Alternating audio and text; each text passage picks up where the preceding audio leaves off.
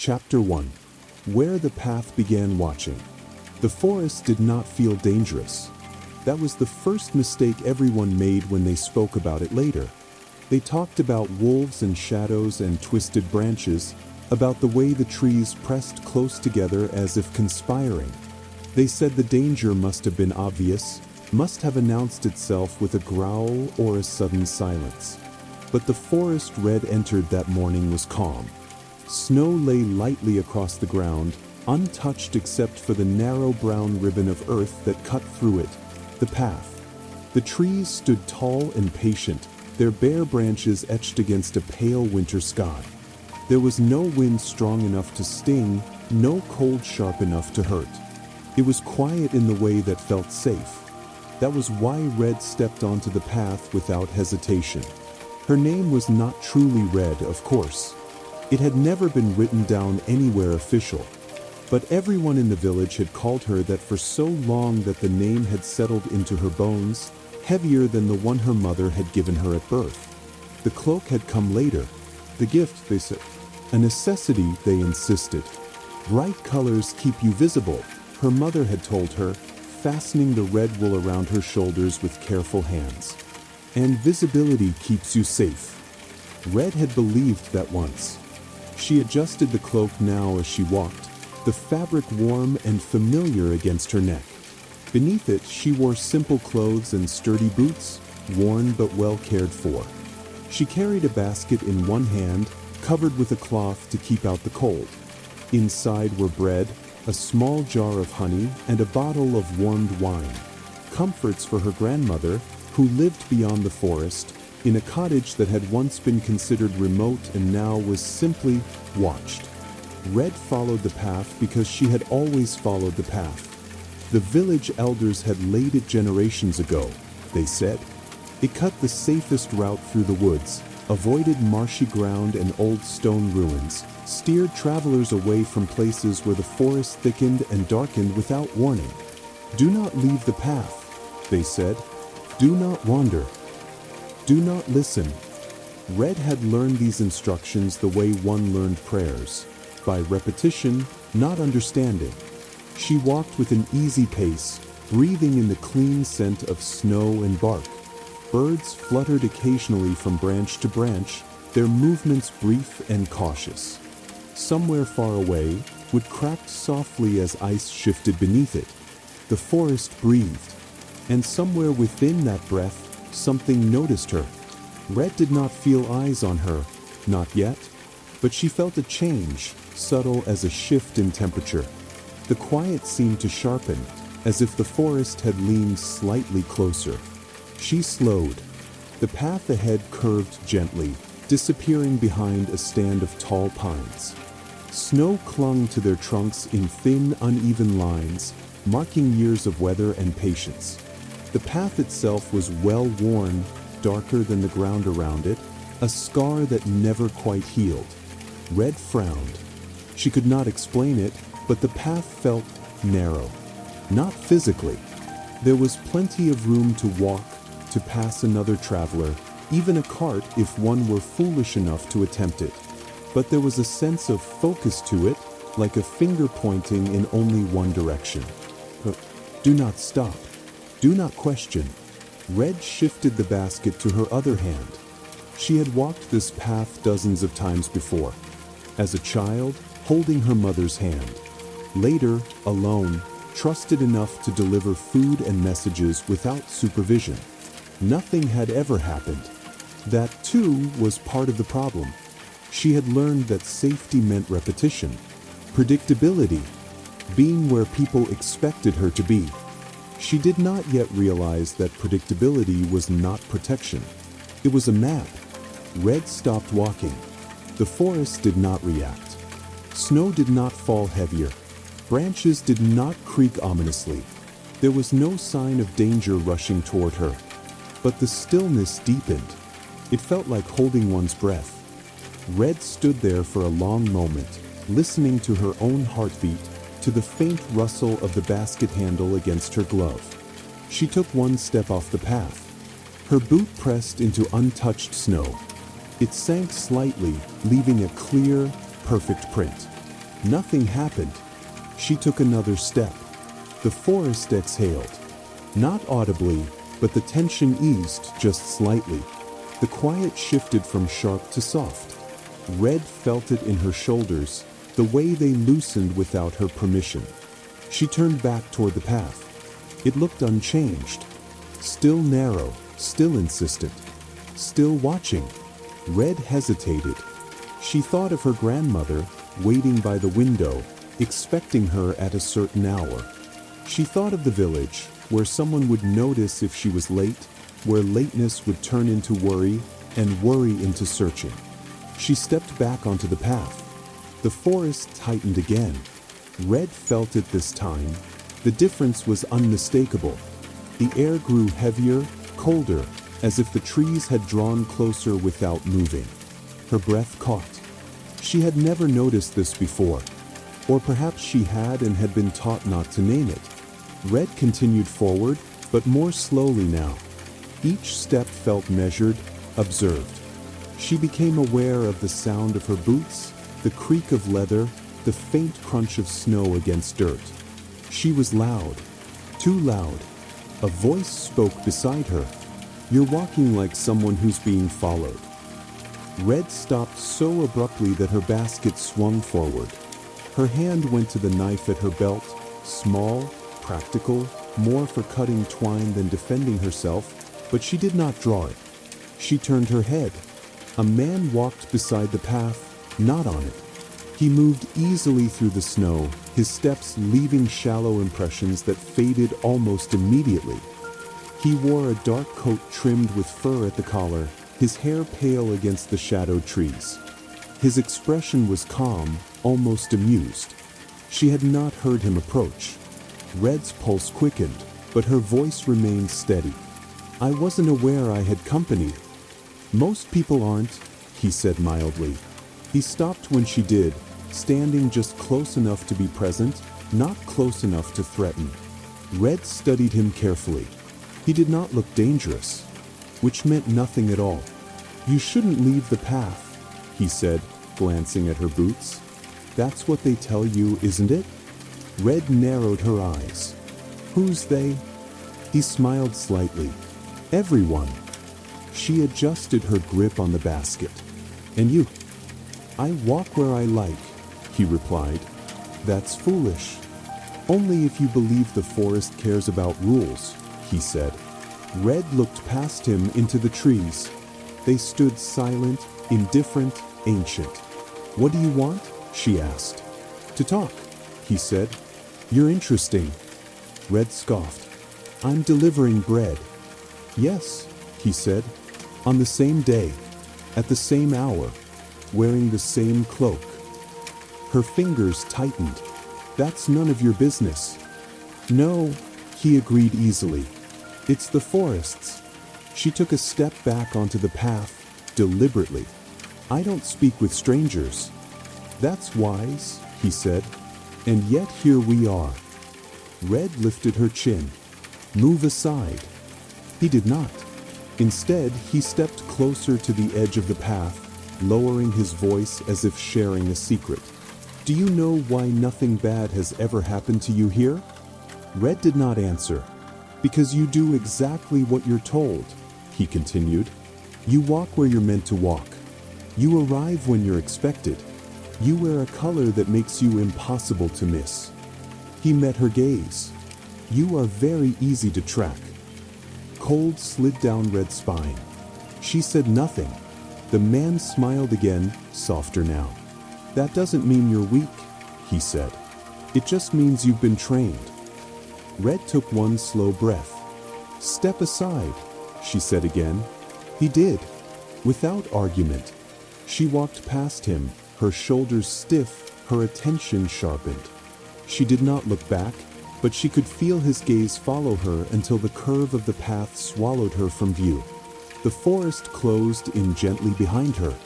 Red walked faster now, her thoughts tangled.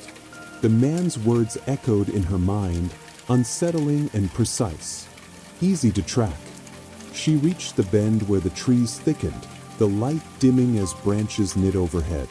The path narrowed further, funneled between roots and stone. And for the first time in her life, Red wondered, what would happen if she didn't arrive? The forest offered no answer, but it listened, and somewhere deeper within it, the path waited, patient, familiar, and not nearly as safe as she had been taught to believe. Chapter 2: What the Path Remembered. Red did not run. That was important. Running turned uncertainty into panic, and panic made mistakes louder than footsteps. Instead, she slowed her pace deliberately, forcing her breathing to remain even as the trees closed in around her. The man's presence lingered long after he was gone, not as a sound, not as a shadow, as a thought. You are very easy to track. Red tightened her grip on the basket handle and focused on the rhythm of walking. Left foot, right foot. The familiar cadence steadied her, even as the forest subtly changed its posture. The trees leaned closer here, their trunks thick and scarred, bark darkened by age and weather. Snow clung in uneven patches, disturbed in places where animals had passed earlier in the morning. The light dimmed as the path dipped slightly, funneled between two low ridges of stone. Red had walked this stretch many times, and yet it felt newer, as though it were noticing her now in return. She paused again, listening. The forest was never silent, not truly. There was always movement beneath the quiet, branches settling, snow slipping from needles, the faint whisper of wind threading through the canopy. But beneath those familiar sounds, Red sensed something else. Memory. The path did not feel empty. It felt worn, not just by boots and carts, but by decisions, by countless footsteps taken without question. The ground beneath her feet seemed compacted not only by weight, but by obedience. Red frowned. She had always thought of the path as protection, a promise that if she stayed within its borders, the forest would leave her alone. But now, standing here, she felt the opposite. The path was not shielding her from the forest. It was presenting her to it. She took another step, then another, moving forward with measured care. The deeper she went, the more she became aware of the contrast between the path and everything beside it. The snow beyond the path lay smooth and unmarked, untouched by routine. It looked softer there, quieter, less alert. Red's pulse quickened. She glanced to her left. Just beyond the edge of the path, a cluster of young trees stood close together, their branches forming a loose arch over a small patch of untouched snow. It looked peaceful, hidden. She imagined stepping off the path again. The image felt forbidden, not by fear, but by habit. Her grandmother's voice echoed in her mind, gentle but firm. The forest is not your friend. Red had believed that too. But perhaps the forest was not the one issuing commands. She slowed until she stopped completely. The stillness returned, sharper now, like the pause before a held note resolves. Red felt it settle around her shoulders, pressing gently but insistently. She became acutely aware of herself. Her red cloak, her basket, her predictable direction. She was a signal, a bright, moving marker against the muted winter woods. Something shifted ahead. Red's hand moved instinctively toward the knife at her belt, but she did not draw it. The movement ahead was slow, deliberate. A shape resolved between the trees. Not the man from before. Larger, lower to the ground. Red's breath stilled. The wolf stepped onto the edge of the path. He was not enormous, not the monstrous thing children whispered about by firelight. He was lean, his fur thick and mottled gray, his eyes pale and steady. He did not bare his teeth. He simply watched her. Red felt fear then, real fear, cold and precise, but it did not overwhelm her. She did not scream. She did not flee. She stood. The wolf tilted his head slightly, as if assessing. They regarded one another in silence.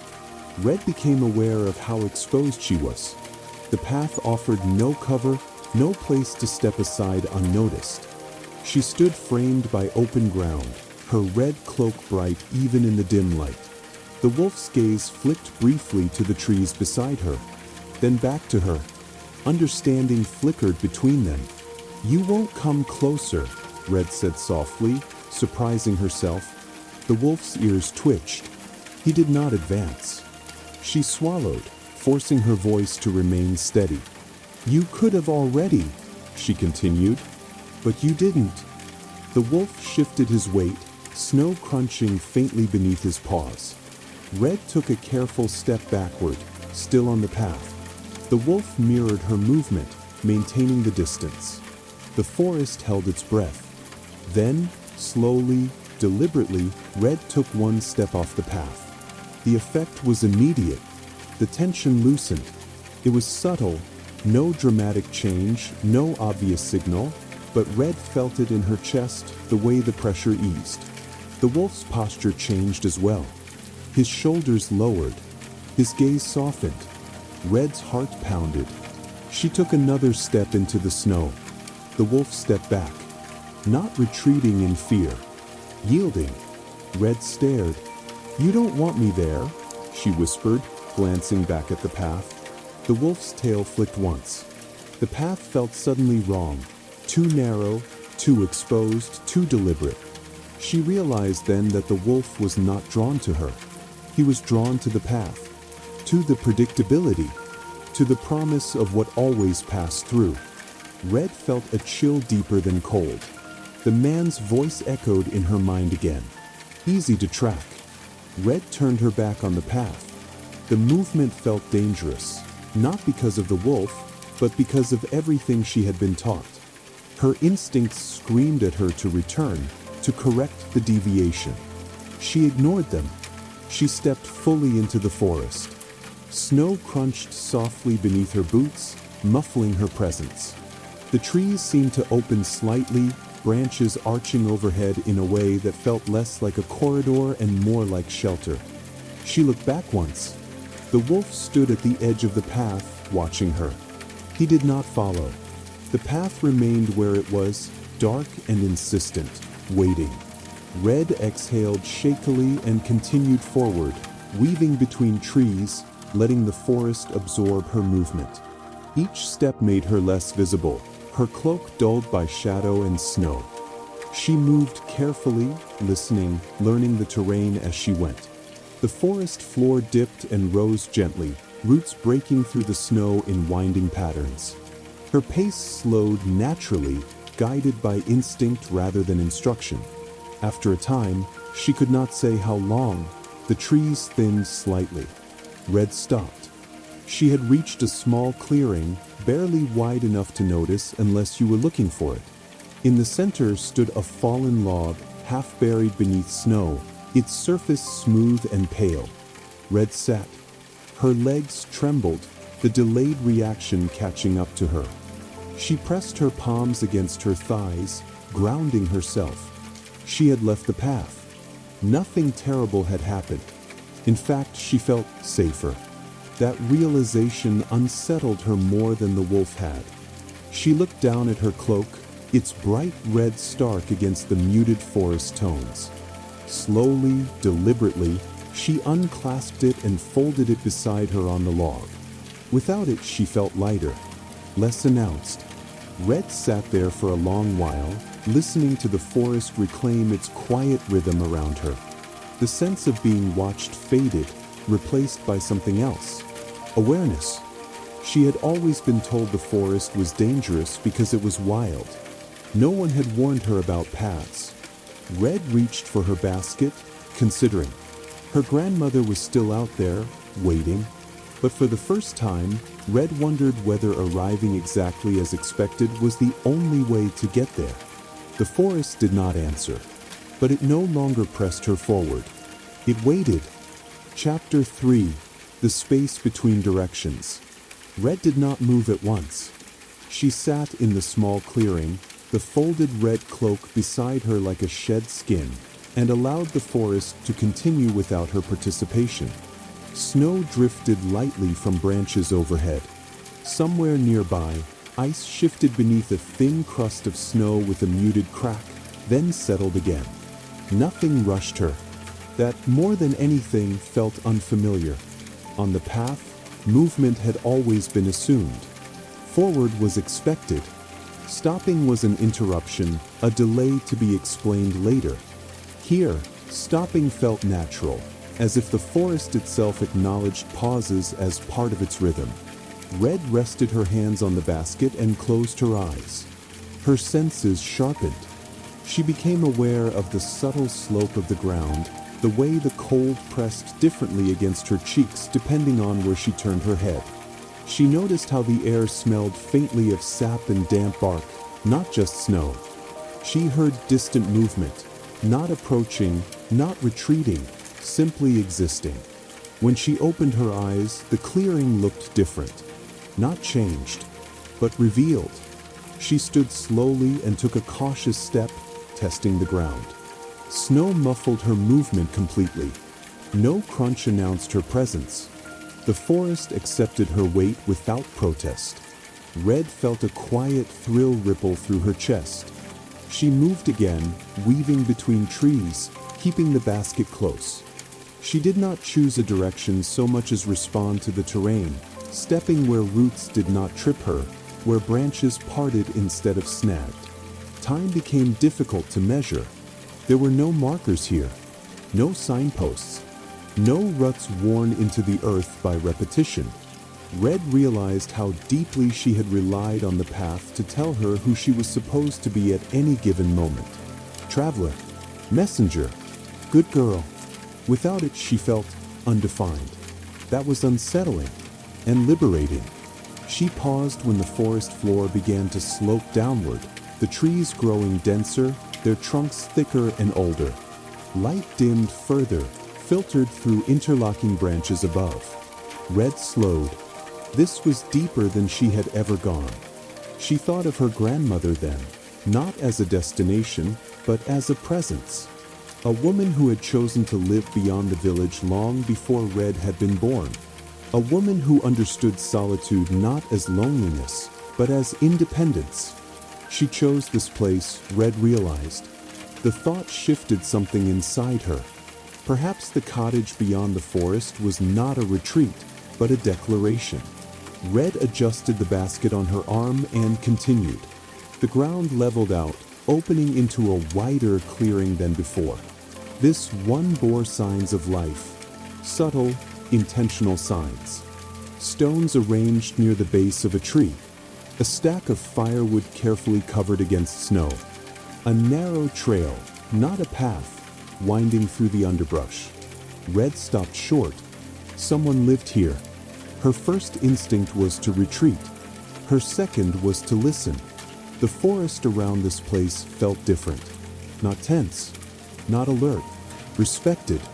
Red took a cautious step forward, then another, following the narrow trail until it led her to a small structure nestled between two ancient trees. It was not a cottage in the village sense. No straight lines, no neat symmetry. The walls were made of stone and would shaped to fit one another rather than forced into alignment. Moss crept along the edges, softened by snow. Smoke curled faintly from a low chimney. Red's breath caught. She had never been told about this place, which meant it was not meant to be found. A voice spoke from behind her. "You're far from where people expect you." Red turned slowly, heart steady but alert. An older woman stood several paces away, leaning lightly on a walking stick. Her hair was white, braided thickly down her back. Her face was lined deeply, not with hardship, but with attentiveness, the kind that comes from watching the world rather than arguing with it. Her eyes were sharp, not unkind. Red inclined her head. "I could say the same to you." The woman smiled faintly. "No," she said. "This is exactly where I'm expected to be." Red studied her carefully. "I didn't mean to intrude." "You didn't," the woman replied. "Intrusion requires intention." She stepped closer, her gaze flicking briefly to the folded red cloak Red still carried. "You left the path." Yes. Good. The simplicity of the response startled Red. You don't seem surprised. I am, the woman said calmly, but not for the reason you think. She gestured toward the small dwelling. Come inside.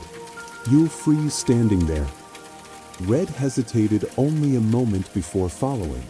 The interior was warm and dim, lit by a small hearth where a fire burned low and steady. The air smelled of herbs and wood smoke. Shelves lined the walls, holding jars and bundles, tools and books worn thin by use. This was a place made for living, not hiding. The woman set a kettle near the fire and motioned for Red to sit. Red lowered herself onto a low bench, setting the basket at her feet. You came off the path, the woman said, busying herself with cups. Most don't. I didn't know I could, Red admitted. The woman glanced at her sharply. That, she said, is how paths work. She handed Red a cup. The liquid inside was warm and faintly sweet. Drink. Red obeyed, feeling warmth spread through her chest. What is this place? Red asked. The woman sat across from her. It's where people end up when they stop believing what they're told about safety. Red frowned. You mean the forest isn't dangerous? The woman chuckled softly. The forest is dangerous in the way water is dangerous, she said. If you don't know how to move with it, it will take you. Red thought of the wolf. He didn't follow me, she said quietly, when I left the path. The woman nodded. Of course he didn't. Red looked up sharply. You know about him. I know about many things, the woman replied. The wolf hunts the predictable. So do most things. Red's grip tightened on the cup. People say the wolf is evil. People say many things to avoid responsibility, the woman said evenly. The wolf does what he must to survive. The path does what it was designed to do. And what is that? Red asked. To make choices for you. Silence settled between them, heavy but not uncomfortable. After a moment, Red spoke again. My grandmother lives beyond the forest. The woman's expression softened. I know. Red blinked. You do. She has lived there longer than anyone remembers, the woman said. She understands the forest because she stopped asking it to behave. Red felt something warm bloom in her chest. Pride, perhaps. I was taking her food, Red said, gesturing to the basket. I should be there by now. Yes, the woman agreed. If you had stayed on the path. Red lowered her gaze. I don't know how to reach her from here. The woman smiled. You don't, she said. Not yet. Red looked up, startled. Then, you need to learn how the forest actually moves, the woman interrupted gently. Not how people tell stories about it. She leaned forward. If you leave now and try to force your way through, you'll get lost. Not because the forest is cruel, but because it doesn't reward urgency. Red swallowed. Then what do I do? The woman stood and went to the door, opening it to peer outside. Snow continued to fall, unbothered by human plans. You rest, she said. You listen, and you stop thinking of your journey as a line. She turned back, meeting Red's gaze.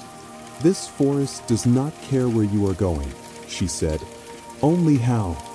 Red let the words settle. She looked again at her folded red cloak. A signal, a promise, a warning. Slowly, deliberately, she tucked it into her basket. For the first time, Red felt something shift inside her that had nothing to do with fear or defiance. She felt capable. And somewhere, beyond the trees, the path waited, unused, impatient, and suddenly very small. Chapter 4. What learned to watch without following. Red stayed. That decision alone felt like a quiet rebellion.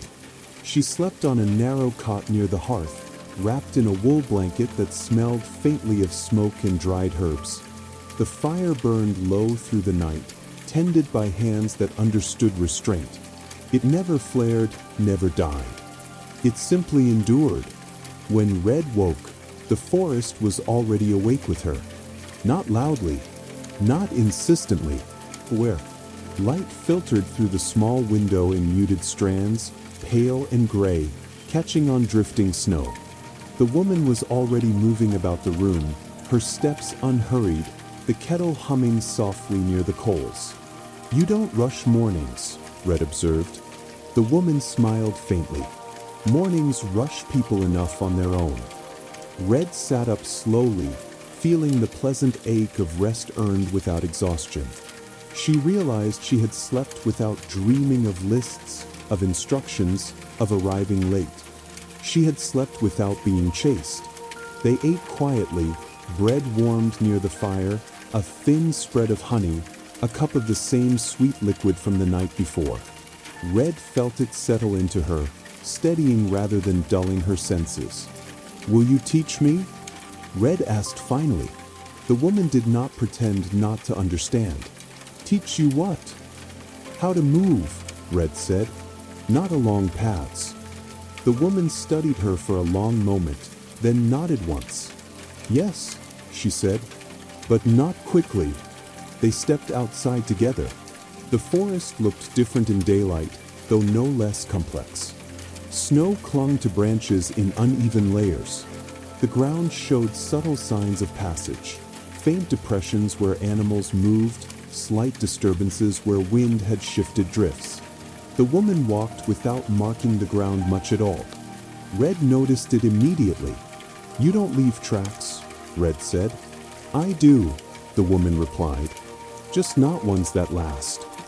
She moved diagonally across slopes instead of straight through them, stepped on stones rather than snow when she could, paused often to let the forest settle around her again.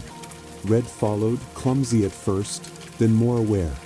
"Stop thinking of the forest as a place you cross," the woman said. "It's a place you participate in." They practiced walking without rhythm, stopping at irregular intervals, changing direction without reason. Red found it disorienting at first. Her body wanted pattern, wanted predictability. That was the habit the path had taught her. By midday, Red's muscles burned in unfamiliar ways. She felt exposed, not because something watched her, but because she could no longer rely on routine to protect her. They paused near a fallen tree, its roots twisting upward like frozen waves. The woman knelt and brushed snow aside, revealing old tracks beneath, compressed earth, hardened by years of passage. "This," she said, tapping the ground, "is what paths become." Red crouched beside her.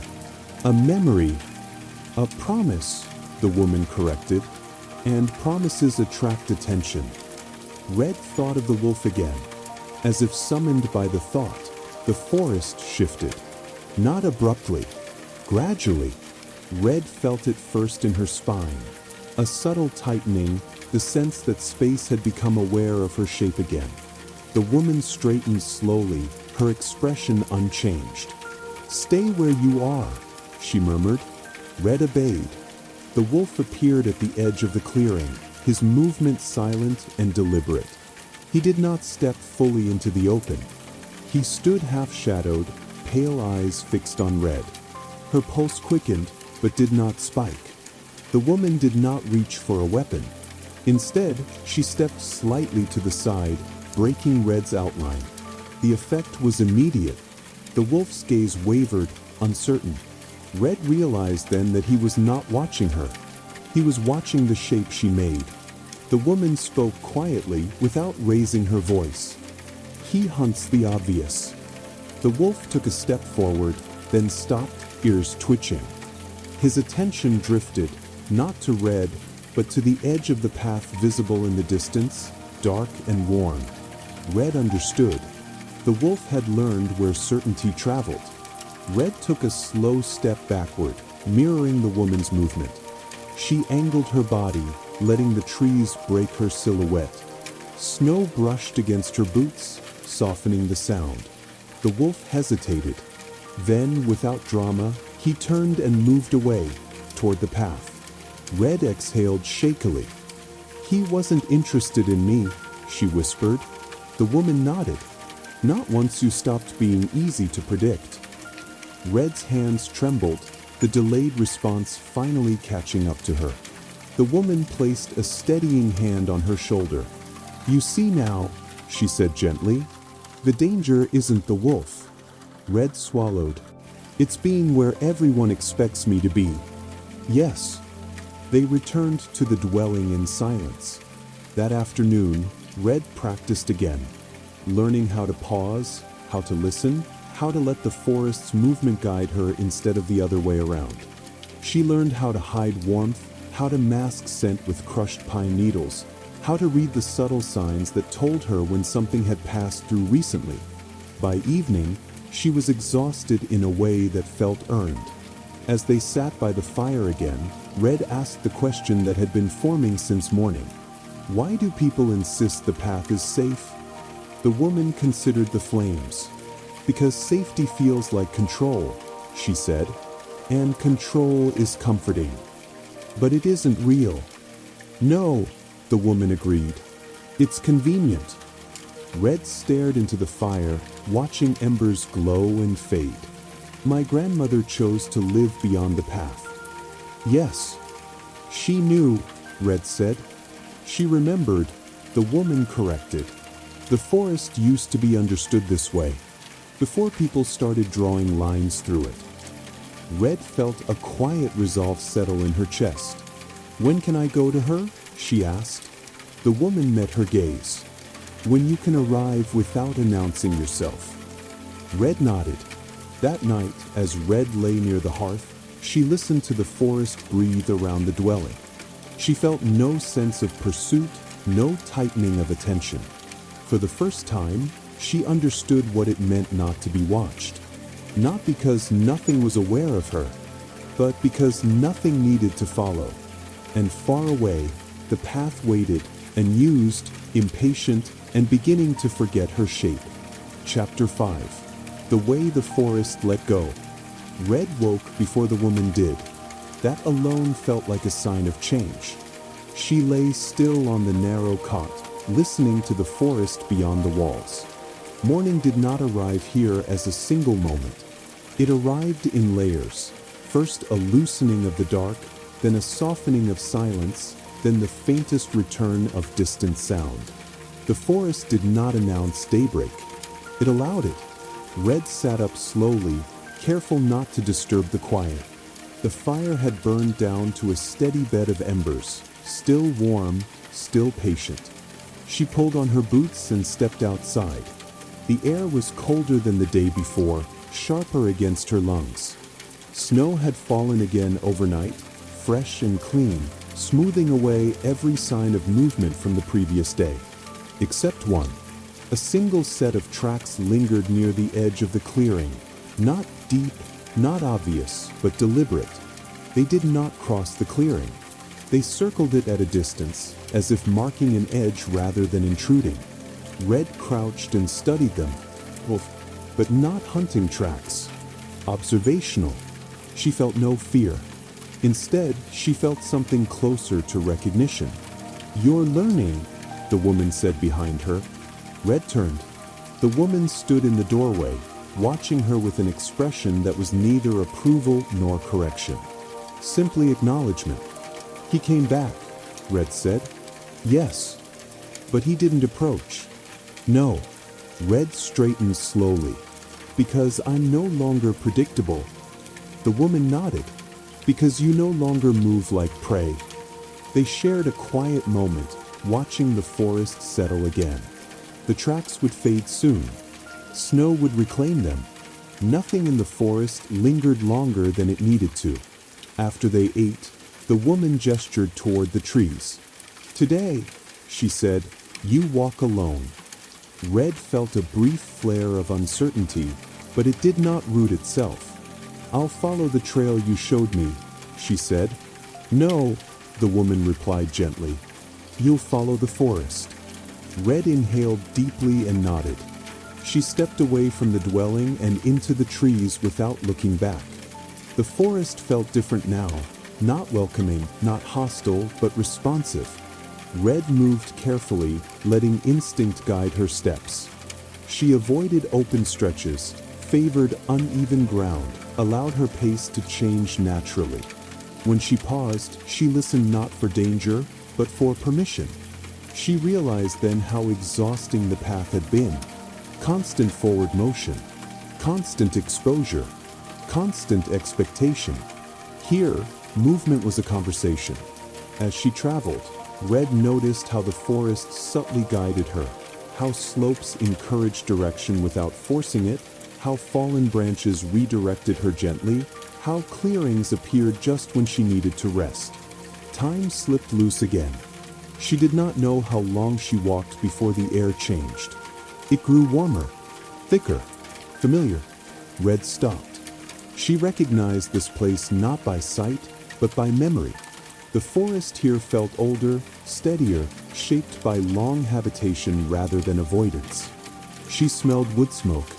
Red moved forward cautiously, parting branches until she saw it. Her grandmother's cottage. It sat exactly as she remembered, low and solid, stone walls darkened by age, roof heavy with snow. Smoke curled lazily from the chimney, rising straight into the cold air. No path led to it. None ever had. Red felt her chest tighten. She did not rush. She approached the door slowly, listening. Inside, something clinked softly. A kettle. A spoon. Red raised her hand and knocked once. The door opened almost immediately. Her grandmother stood there, wrapped in a thick shawl, her hair white and loosely braided. Her eyes, sharp and knowing, met Red's without surprise. "You're late," her grandmother said. Red swallowed. "Yes." Her grandmother stepped aside. "Come in." Inside, the cottage was warm and alive with quiet order. Everything had its place, not because someone demanded it, but because it belonged there. Herbs hung from the beams. Books lay open on the table. A fire burned at just the right strength. Red set the basket down, her hands trembling slightly. "I left the path," she said, as if confessing something dangerous. Her grandmother smiled faintly. "I hoped you would." Red looked up sharply. "You knew." "I knew you would notice eventually," her grandmother said. "The path has a way of making itself feel small once you see it clearly." Red sank onto a chair, relief washing through her. "I met the wolf," she said quietly. Her grandmother nodded. "He's not the problem." "I know." They shared tea in companionable silence. Red felt the warmth seep into her, grounding her. After a while, she spoke again. "They'll look for me," she said. "The village. Maybe the elders." Her grandmother's gaze sharpened slightly. "And will they find you?" Red thought of the forest, of the way it closed gently around those who moved with it. "No," she said. "Not unless I want them to." Her grandmother studied her for a long moment, then nodded once. "Good." Red looked around the cottage. "You chose this," she said. "To live here." "Yes." "Because it's safer?" Her grandmother shook her head. "Because it's honest." Red absorbed that. That evening, as the light faded and the forest deepened into shadow, Red sat by the window and watched snow fall. She no longer felt watched. She felt released. She understood now that the forest had not been testing her. It had been waiting for her to stop asking for permission. And somewhere far away, the path, unused and unattended, grew quieter, its memory of her fading with every falling flake. Chapter 6. When the path could no longer call her back. Red did not leave the next morning. That was the moment everything settled. She woke in her grandmother's cottage to the low, steady crackle of the fire and the sound of snow sliding from the roof in soft, patient sighs. Light filtered through the small windows in pale sheets, illuminating dust and steam and the quiet proof of a life lived without urgency. Her grandmother moved about the room with practiced ease, humming faintly to herself. No lists were spoken. No expectations were said aloud. Red sat up slowly, feeling the truth of where she was anchored itself in her body. She had arrived. Not at a destination, but at a way of being. "You're thinking loudly again," her grandmother said without turning. Red smiled. "I always do." Her grandmother glanced at her then, eyes bright and knowing. "You've changed," she said. Red considered that. "I learned how to listen." Her grandmother nodded, satisfied. "That will keep you alive longer than obedience ever could." They ate together in silence, broken only by the soft clink of cups and the murmur of the fire. Outside, the forest moved as it always had, unconcerned with conclusions, uninterested in ceremony. After breakfast, Red stepped outside alone. The snow had stopped. The forest stood still, not frozen, but attentive in its own way. Red walked a slow circle around the cottage, noticing how the trees faced themselves, how nothing pressed too close, how the ground offered many ways forward without insisting on one. She felt no pull toward the path. That surprised her. For so long, it had been a presence, a line tugging gently at her thoughts even when she was nowhere near it. A reminder of where she was supposed to go next. Now, when she thought of it, it felt distant. Smaller, like remembering a voice that once frightened you, only to realize it had no power without your attention. Red moved deeper into the trees, following no direction at all. She came to the place where the wolf's tracks had once circled the clearing. Snow had covered them entirely. The ground held no memory of pursuit. She sensed movement then, not close, not urgent. The wolf stood at a distance, half-shadowed, his form blending into the forest as easily as breath into cold air. They regarded one another.